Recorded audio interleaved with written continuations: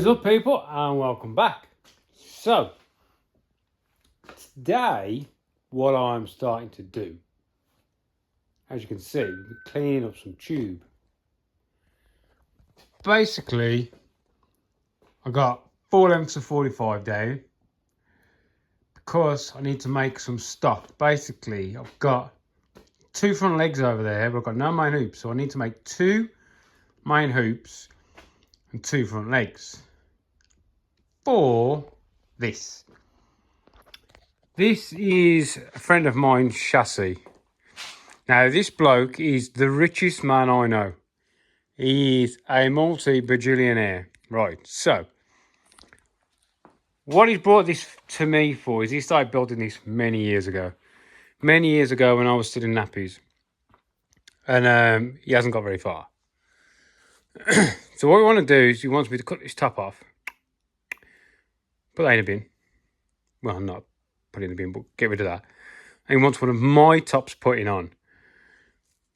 Because my tops I've made the way I want them and the way I like them. So he wants one of my tops on. And he wants me to use his floor. Now this is his floor. This is a very old school design. And he likes the old stuff, do you know what I mean? He likes the nostalgia of it. So he wants this floor. But what we're going to do is I'm not going to use this floor. I'm going to make a new one. It's the same, which is exactly what he wants. But I'm going to make a new one. Because this one, it's not the way I like it. It's not good enough. Simple. So, I'm going to remake it. So we're not going to... The wife's here. Right, I'm back. So, yeah, basically, we're going to make a new floor using his dimensions. Just probably maybe a touch more accurate. Right? So, I'm not going to take this top off. I'm just going to put it on the floor.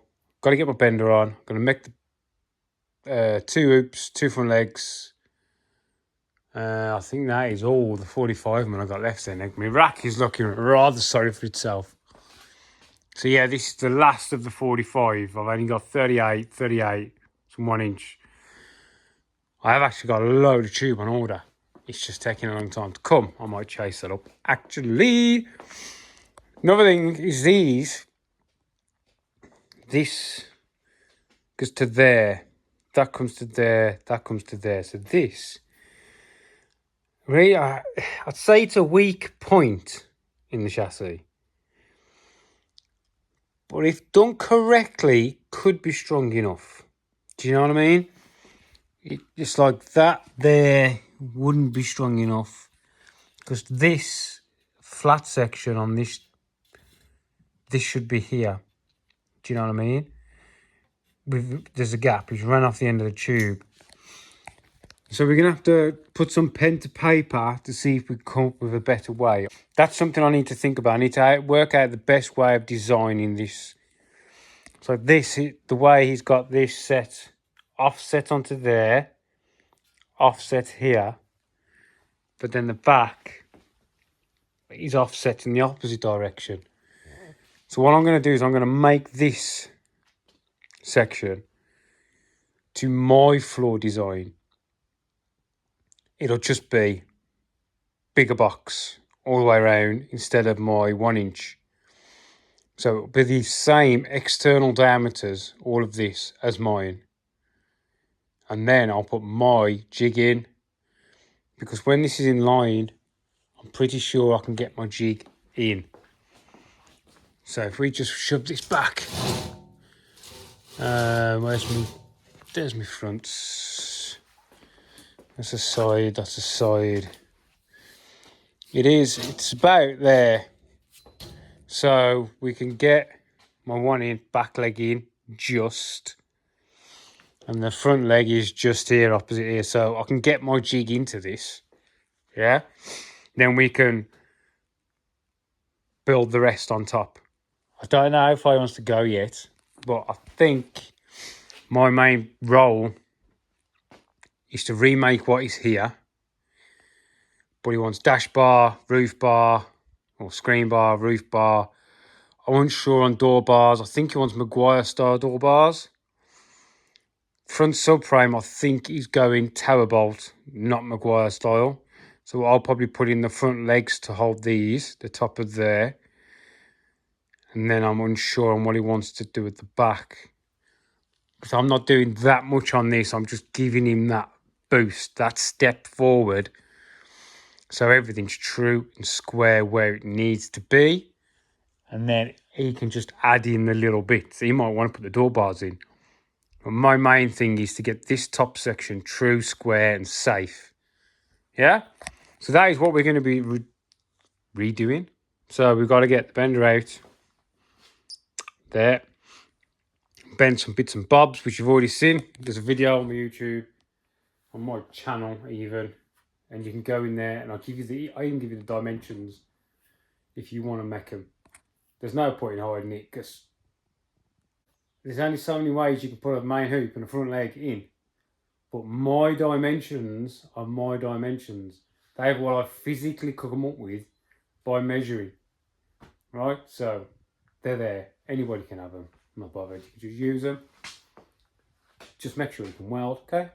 Right, so what we're going to do, we're going to get this off the table, cut our tube to length, get it bent, and then we're going to get some pen and paper and start working out angles to get this design floor.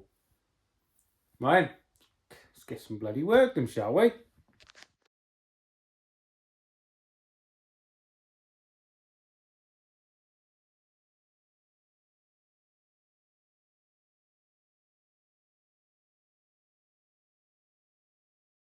What is up, people? So we're back. It's been a couple of days and I've lost a bit of chin hair look. So let me show you what I've done, got up to, and where we are from now. So the front legs are done.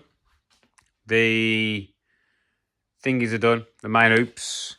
This thing over here, basically, I had to chop it up to get out of the way. It just started falling apart, and it was shit. So anyway, but here is my interpretation of his floor. Now I've slightly jiggery pokery moved stuff around a little bit to where I think it's gonna be an improvement. Yeah. So all my joints, we are 45s. Let me see. So we're all 45s on all the corners. And the fit is bang on, as always. Everything is already weld prepped. The front legs, front joints, perfect joints. This is going to be a little gusset for there. So what I first had to do was change the dimensions to fit it into my brackets because it was slightly wide. We are going to be very close. This is where my jig sits, and it's going to be close to if it fits. It's going to be very close. We may have to modify the feet a little bit on the jigs. So we have to slightly narrow his chassis, but this is to my dimensions that I know fit under one of his body shells. This bar, I've moved it back a little bit. It was a bit too far forward for my liking because that is a big area for a seat. You want the area underneath your seat as small as possible to add strength. So this has moved back a little bit. That is where I am anticipating the front, closer to where the front of his seat is going to be. These have changed a little bit. So as I say, this joint has changed. It has also moved. His was a lot further forward. But I have changed it to where my chassis jig comes down. She should be right where it needs to be, which is 6mm from the either edge. So I had to do a little bit of calculation because all this is a little bit different. It will fit on. It will be about there. But once all this is welded, it's going to get this gusset on as well to help with the shear. basically, this, it's not going to, but it could flex at this point. Like, So this adds a strap. So that is just a strengthener, really. So, and I may be able to just run the weld onto it as well. So that is going to be a strengthening point. Also, what I didn't like on his chassis is this front leg here is 1.5mm wall. Well, if you look, you've got a 3mm floor, 1.5mm. Yeah, and then there was another one, wasn't there, here? So all of this chassis at the front was being attached to 1.5mm. So yeah, that wasn't ideal. So I've changed it. All of this is 3mm.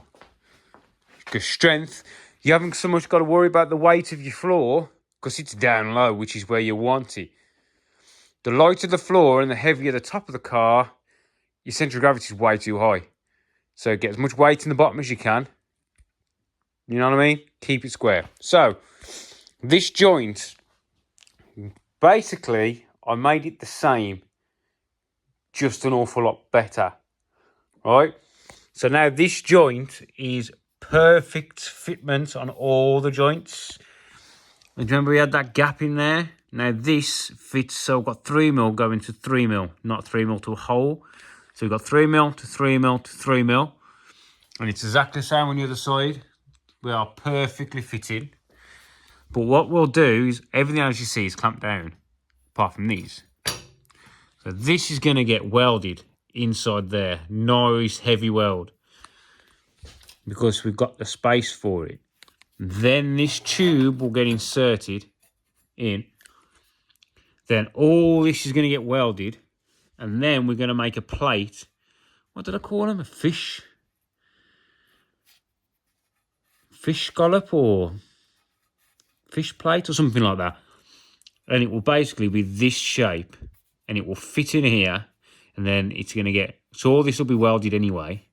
And then it's going to get a fish plate or something put in there. So it'll be a strengthening rib around there. And then I may also make a little gusset to go in here. So this section of this is going to be seriously strong. You know what I mean? I mean, this, I don't think is going to hold anything on the subframe. This is just for like splitters and oil coolers. But because it's part of the chassis, it's got to be really strong. So this section here is going to be serious, you know what I mean? So yeah, all the joints, everything's well prepped, ready to go. Everything's centralised. Everything's square and true. I know everything's centralised because you're not really going to see it, but I've showed you before. There's a line that runs all the way down my chassis table. See? And that line corresponds to all the parts. So, basically, that is a much better chassis. So what I'm going to do now, as you've seen before, we weld the drops on everything. Yeah? So everything's welded in place. Don't weld the top of anything. We've got to take it up, flip it over, put it down. Fully weld out the bottom after you've clamped it down. Fully weld out the bottom. Linish back the welds, which is why you put weld preps on. So your weld sinks into the material. So you've got a bit of a crater for it. Linish it back, flip it over, bolt it back down, clamp it tight, fully weld the top. Yeah. This bar, by the way, is going to be moved to here. Yeah. It's just there at the minute because I had the subframe on just and I couldn't really get in. So once these are tacked in, this bar is going to get pulled forward and tacked in loose, yeah, because the clamps I've got, well, they might reach if I'd put two longer ones in, but I've sort of used all of the clamps. I've got 1, 2, 3, 4, 5, 6, 7, 8, 9, 10, 11, 12 clamps on this already. Ryan, let's get the welder out. Do some blooming welding.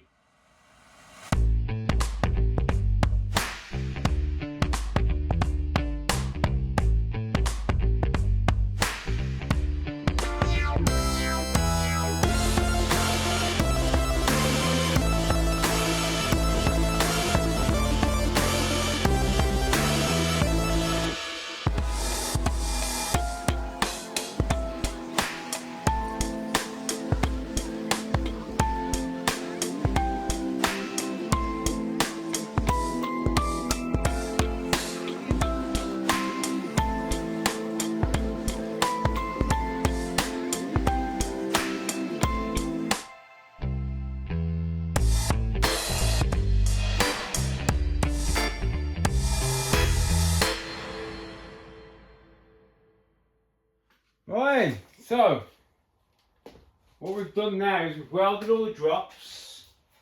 Yeah, I did forget to put these in, so I have to reclamp, put these in. So all the drops are welded. None of the cross welds, because what you saw me do then is take it off, clean the table. Gotta have a clean table. One bit of speckle can mean you're out of square by a millimetre. So then we've cleaned the job, we've cleaned the table, and we've put the job back on upside down. So the top is now the bottom. And we're doing that because we need to now fully weld the bottom, linish it back, take it off again, clean all the table, clean the job, flip it over and put it back down. But this is just sitting on the table. And as you can see, we are flat. Yeah?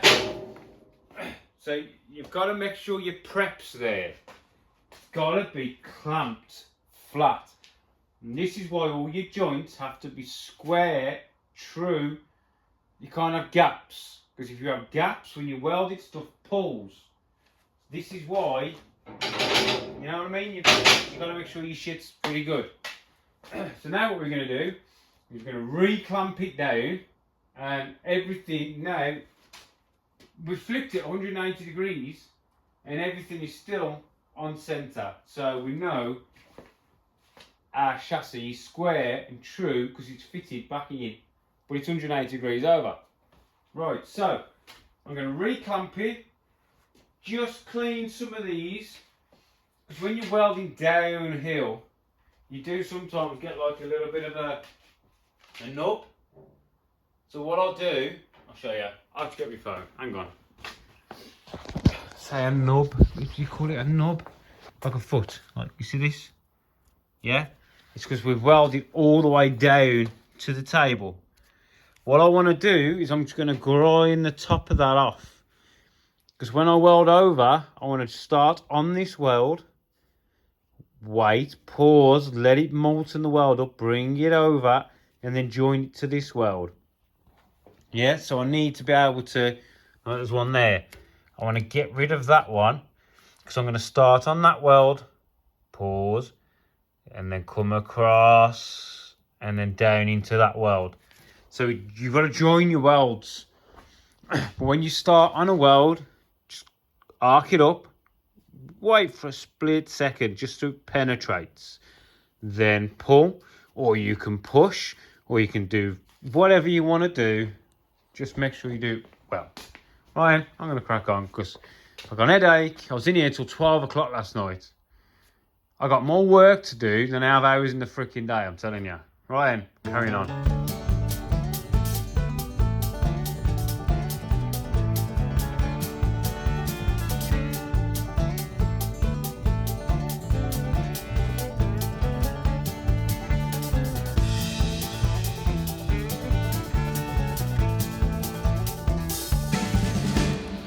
Right.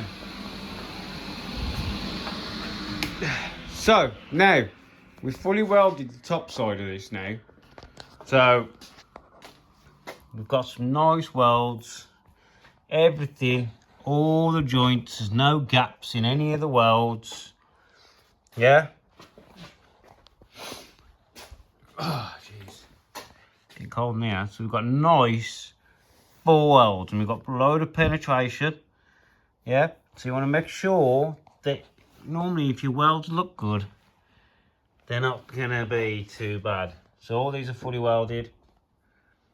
Everything's all done. Yeah, so what I'm going to do now is I'm going to leave this to cool while I go and have some food because I'm starving. I want it to cool slowly where it is. So this table, being so thick, will draw the heat out of the tube. Not so fast because there's a bit of heat around the welds, but it'll draw the heat out the part, and then hopefully it does help to minimize warpage because you'll see once we unclamp all this, it's going to be bowed. Yeah, but yeah, all fully welded. Now we're going to wait, flip it over, well, give it a quick linish first, because all these welds need to be flush, because they've got to go clamp down to the surface. That's why you do such a good weld prep. And you move nice and slow when you're welding to get the heat, to get the weld in there and the heat in there. Right.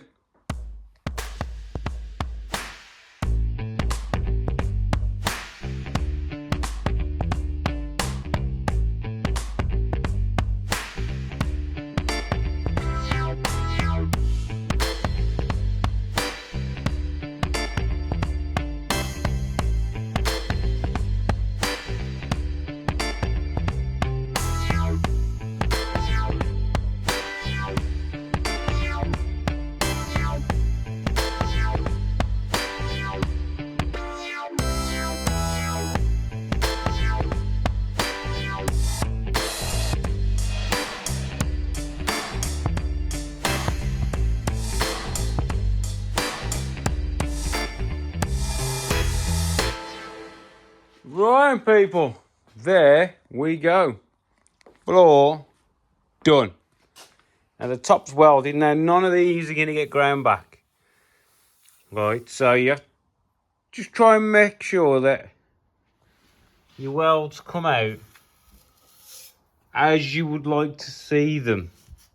I mean, this one anyway is going to get ground 2 little slots for the cage to sit over. But you know, if it's still a bit toasty. Just, you know, take your time, but make sure they're good enough. You know what I mean? We've got a good penetration, nice bit of heat around it. But they're all pretty good welds, you know. They're all nice, took my time. And these, basically, what I'm doing. So, let me grab something to point with. I know this is probably telling someone how to suck eggs, but say on this one, I'm marking up here, and I'm just going between the 2 steels, yeah, and that's how you get in your nice bit of a shape. You can see it. So that's where I'm touching on this side, and again, well, going this way. So yeah, just you want to try and pull the 2 sides together. But this only it had about an inch of warp. There's about an inch gap here, and you notice me having to re-measure, because when it warps, if you think it's not just bowing that way, it's also bowing that way. So it's actually shrinking because it's coming up, it's getting shorter. So you have to get your measurements so you're right, basically, to within a millimetre, ideally. So we are back straight up the middle, and then clamp it down and it goes pleh, and it opens back up. And then when you weld this side, because what you've done is you've welded the other side and it's pulled.